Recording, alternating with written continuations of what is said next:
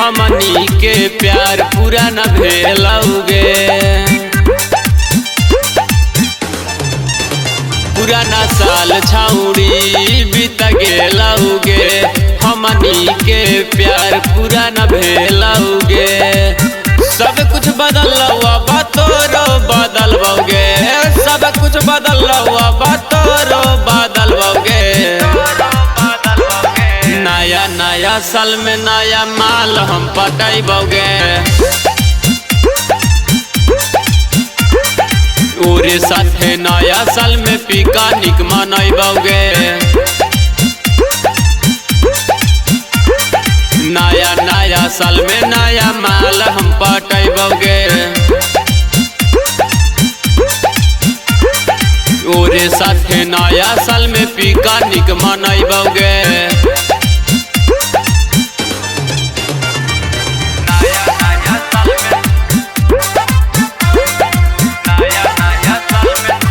Music by Surprise Navana।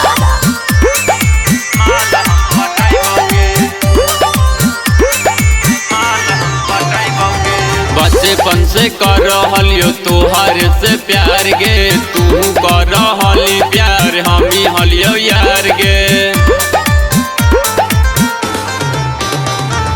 बचपन से कर रहलियो तोहर से प्यार गे, तू कर रहली प्यार हमी हलियो यार गे।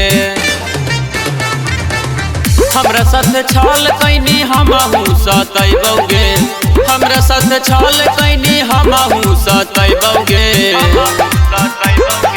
नया नया साल में नया माल हम पटैबोगे, ओरे साथे नया साल में पिकनिक मनैबोगे। नया नया साल में नया माल हम पटैबोगे, ओरे साथे घोसी में हम पिकनिक मनैबोगे।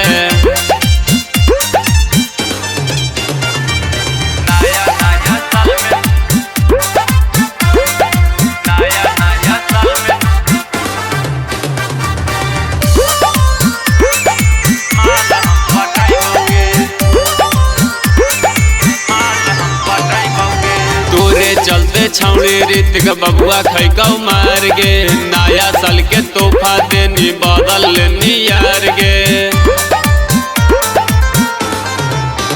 हे गे तोरे चलते छौड़ी आर्यन बबुआ खैकौ मार गे, नया साल के तोहफा देनी बदल लेनी यार गे।